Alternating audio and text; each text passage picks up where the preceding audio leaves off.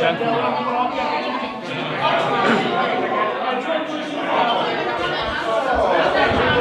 Hello.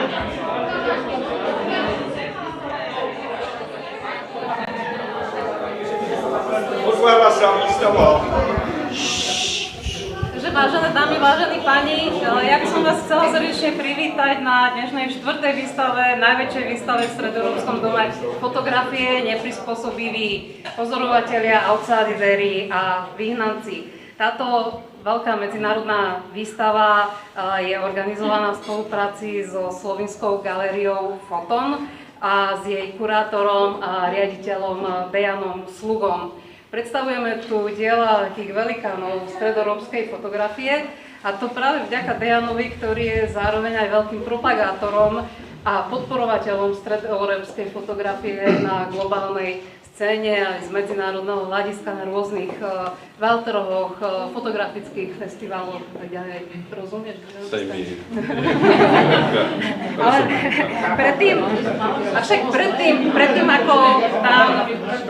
predtým ako dám Dejanovi slovo, ja by som tu chcela veľmi srdečne privítať medzi nami pani zástupkyňu slovinského veľvyslanectva, pani Katarínu Gradič-Režen. A zároveň by som...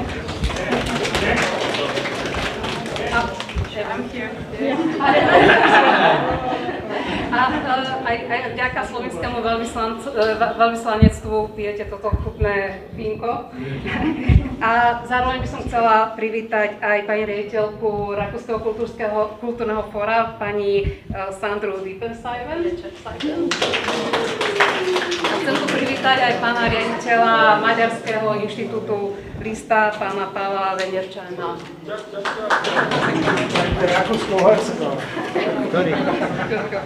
Takže to, prečo sa táto výstava takto volá, aký je ten jej koncept a všetky jej východiska, tak o tom vám už povie podrobnejšie kurátor výstavy Dejan Sluga. Floor is yours and I will translate you. Ja ho viem prekladať. Ďakujem.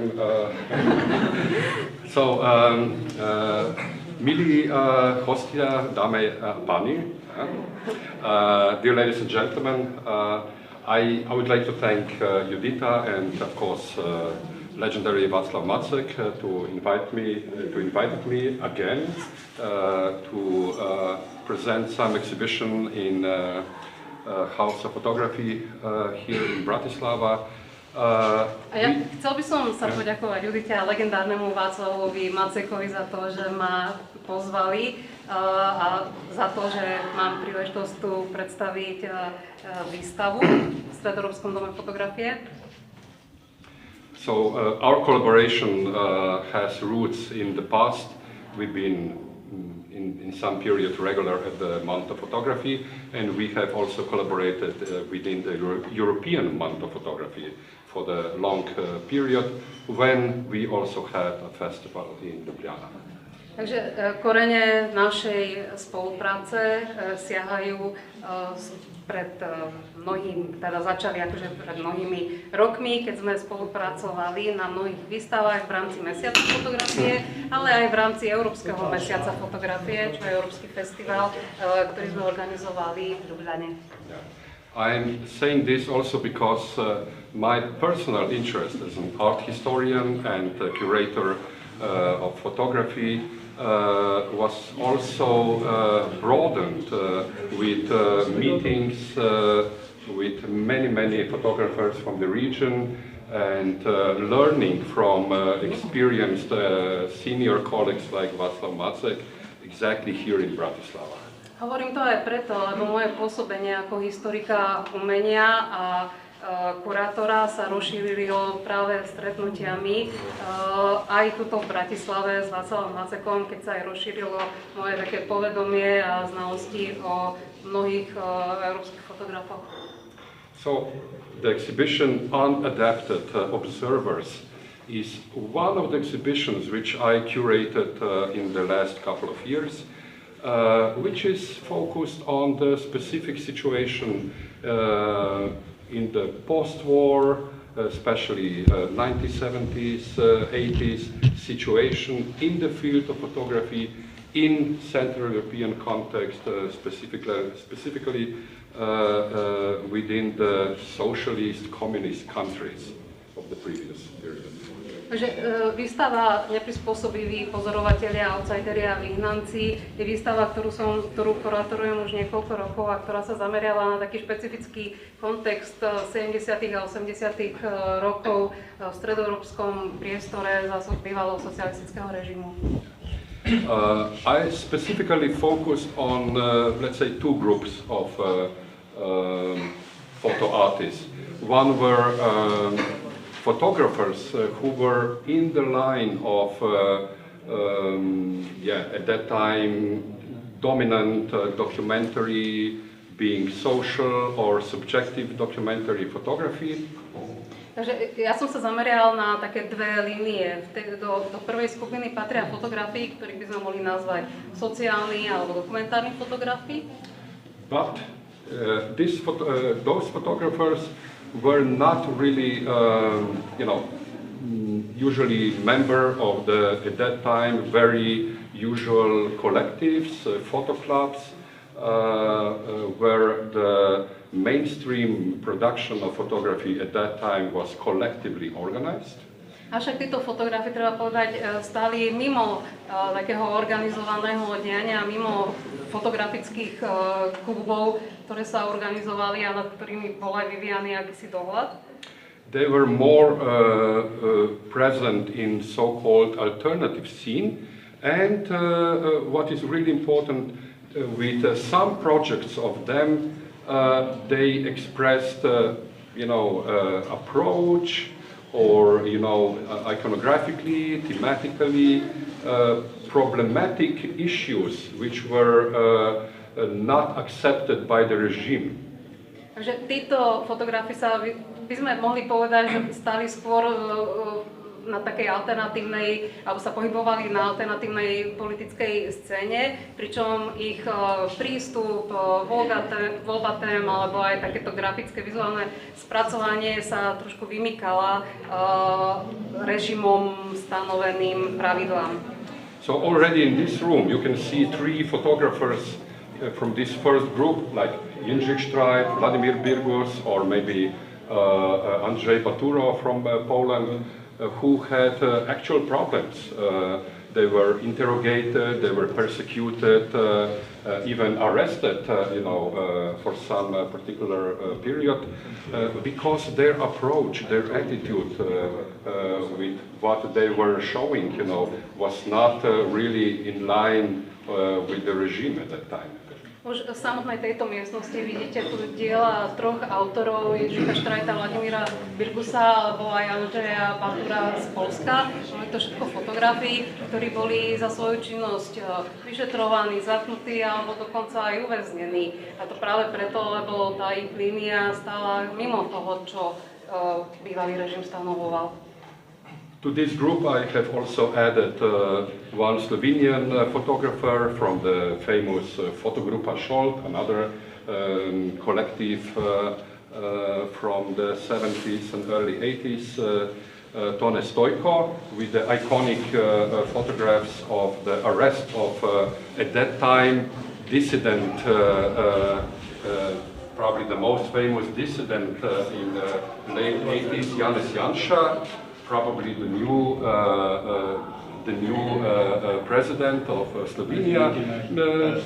Similar stories, ex-dissident, now they are in different roles, but this is the iconic moments which initiated the movement, so-called Slovenian Spring. And we can see...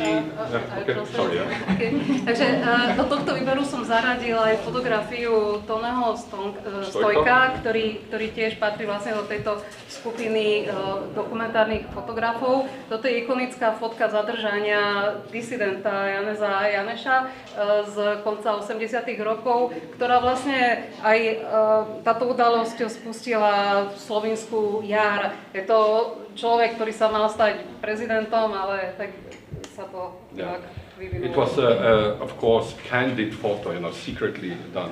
Táto fotografia bola odfotená tajne, skryte. And we can also see some works of János, Szász, Hungarian artist, photographer, whose work was banned by the Hungarian communist regime in the early 60s.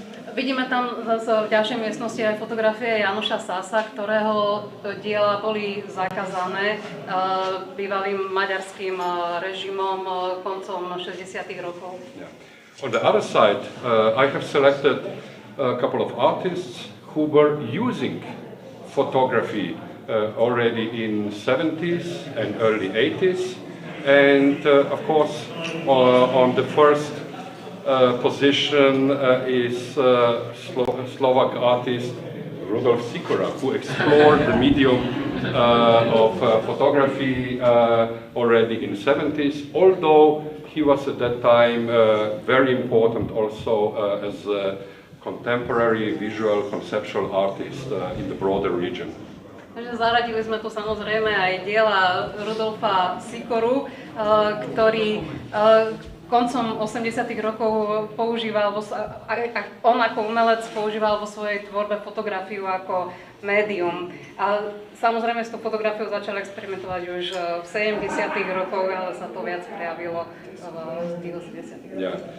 The same status has had at that time in the already early 70s and later in 80s Yugoslav Hungarian artist Bálint Szombathy, whose very particular specific photographs you can see there is actually photography on canvas, and it's one of the early examples of so-called abstract photography. Veľmi špecifickú pozíciu v rámci tejto výstavy predstavujú diela Bálinta Szombathyho, čo bol taký juhoslovansko-maďarský umelec, ktorý tvoril najmä koncom 70. a 80. rokov. Tieto fotografie, ktoré tam vidíte, sa vyznačujú tým, že sú urobené na plátne. Then also Slovenian artist Stane Jagodič was primarily artist, and he was also exploring in one particular period in late 60s and 70s photo medium. Stane Jagodič, you can see his work in the last room there. V tej ďalšej miestnosti zase môžete vidieť diela Staneho Jagodiča, ktorý bol tiež skôr výtvarný umelec, ale začal koncom 60. rokov, 70. rokov používať fotografiu ako médium. Yeah. Also in the same room you can see Ladislav Postupa from the Czech Republic, also using the heritage of the surrealism and Dadaism, you know, the same roots from which also Stane Jagodič took inspiration. Zároveň tam môžete vidieť aj diela českého umelca Ladislava Postupu, ktorý vychádzal z dadaistických a surrealistických štýlov. Yeah. So at the end, I would like to say that that's why I decided for a kind of popular titles, you know, some artists using photography already in the 70s and 80s were in between photography, you know, photographers didn't understand at that time what they are doing, you know, like with Rudolf Sikora, same with Stane Jagodič or Bálint Szombathy. And, you know, in visual art, the colleagues, they were always asking, why are you dealing with photography? Because it was at that time considered as only applied art, you know, a bit lower than high-level visual art at that time.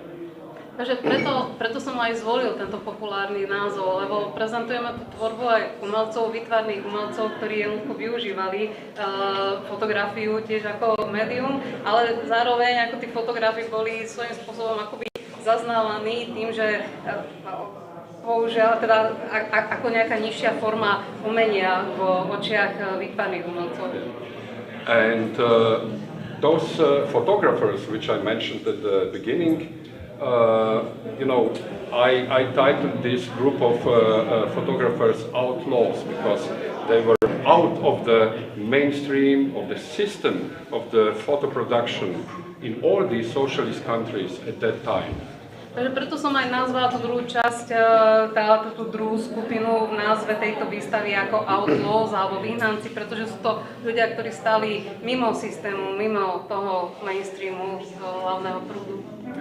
Of course, I could select much more, artists from the, let's say, both groups.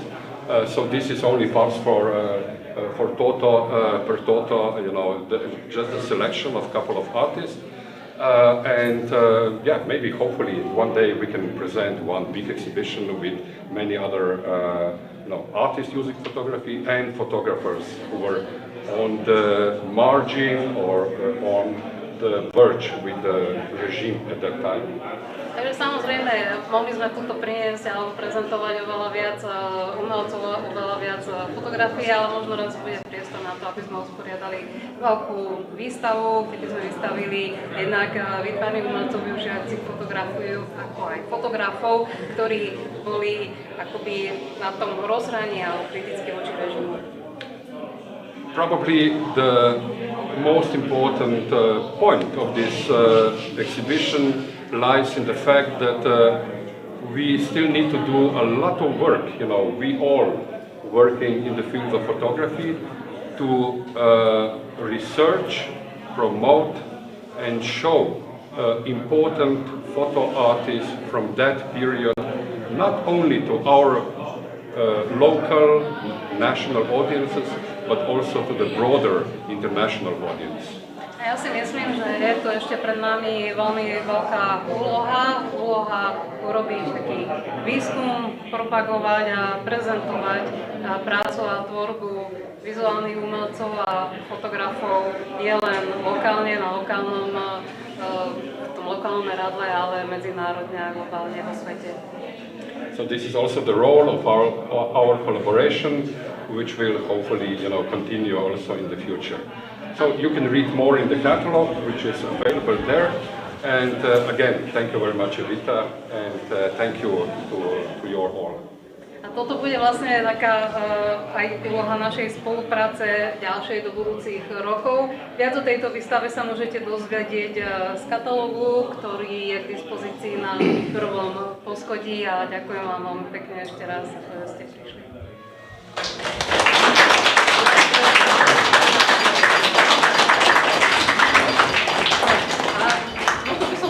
Ešte pána Sikoru o pár slov, lebo to je vlastne... Bude naozaj krátko, ľudia budú mať strach. Ďakujem takto. K tej fotografii som sa dostal, pretože tiež vtedy, keď som začal koncom 60. začiatkom 70 rokov, niektorí výtvarníci sa čudovali, že robím niečím nižším. Nie! Fotografia, ja som prišiel k fotografii, ktorý som potreboval sa vyjadriť aj ináč, ako cez farbu, cez objekty, ktoré som preboval, inštalácie a tak ďalej a malby promlade, ale tá fotografia pre mňa bola to, čo som chcel povedať, keď som chcel rozprávať z mesta von, keď som chcel ukázať, že životné prostredie kam ide, keď som chcel ukázať rezisticizáciu a tak ďalej, že čierna páska na konci sial si makrofizma, nefasima, som to kombinoval s fotografiou a tak ďalej, ale išlo mi vždy o to, že cez tú fotografiu som vedel povedať tú myšlienku, ktorú som chcel, medzi ekológiou z vrchu som sa díval z toho obrovského priestoru dole na tú zemičku, čo sa tu robí. Prišiel som k rímskomu klubu 68. Roma Club, speaking about Roma Club because some 1968 a teraz som tú ekológiu som študoval. Naraz som zistil, že to nie sú len rastlinky, to nie sú len to, aká je to veľmi veľký výkričník do budúcnosti, že výkričník som potom robil aj priestorové, aj a tak ďalej. Čiže tá fotografia nie je, to je rovnocenné médium, najmä keď ja som robil, hlavne som ani nefotil, ale v fotokomore som to robil celé dni. Tam som kombinoval a dával do toho myšlienky a vymýšľal nové postupy, ani nie fotografické, ale skôr, čiže ďakujem, že niektoré mali 2 metre aj viac, mali aj 3 metre niektoré fotky. Ďakujem, že som mohol sa... A ďakujem, thank you very much for your preparing this exhibition. Yes, and this, your collection is very, very fine, this collection, I know. Poznám trošku tú jeho zbierku, takže... Tak ďakujeme. Ďakujem vám veľmi pekne.